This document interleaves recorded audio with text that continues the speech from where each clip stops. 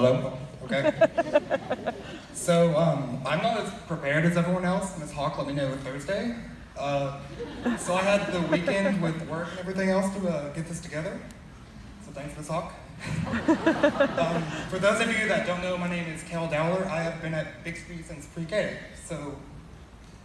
And for the ones of you that know me, I'm a music addict, so I'm going to start this out with some lyrics. I can offer you a warm embrace to make you feel my love. When there is no one there to dry your tears, I could hold you for 1,000,000 years to make you feel my love. But I would never do you wrong.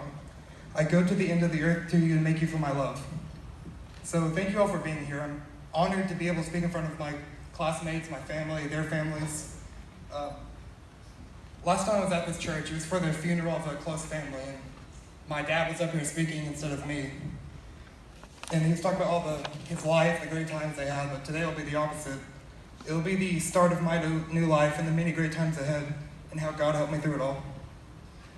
So, this story is kind of hard on me. There's not many people that know it, well, until now. So, April 2016. I was a sophomore in high school trying to get by and find myself.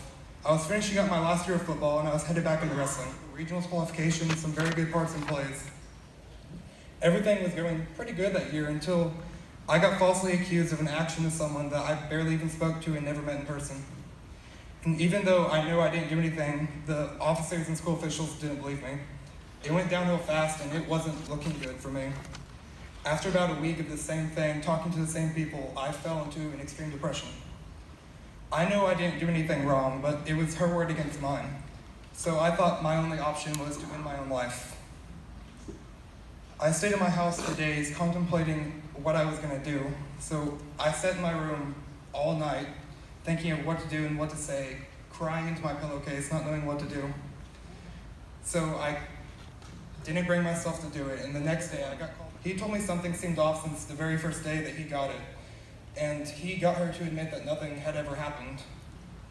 The first thing I did when I left his office was I got on my knees and I started praying, because I thank God for getting me through all of this and getting the truth out.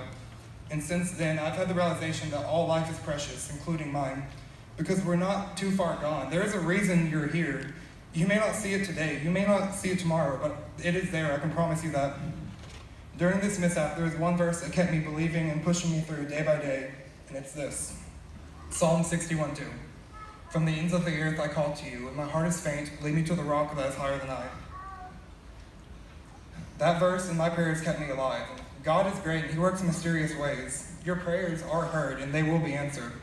Psalm 61 was so important to me that I got it tattooed right on my bicep right here under a mountain. Because I know that he can always take me to a higher place than where I am currently. No matter what state that you're in, there's always a higher level that he can take you to. And he did take me to that place because here I am. I'm sharing my story in front of all of you the week before graduation with an amazing set of friends, a caring family. So thank you all for your time and have a blessed day and the rest of your week.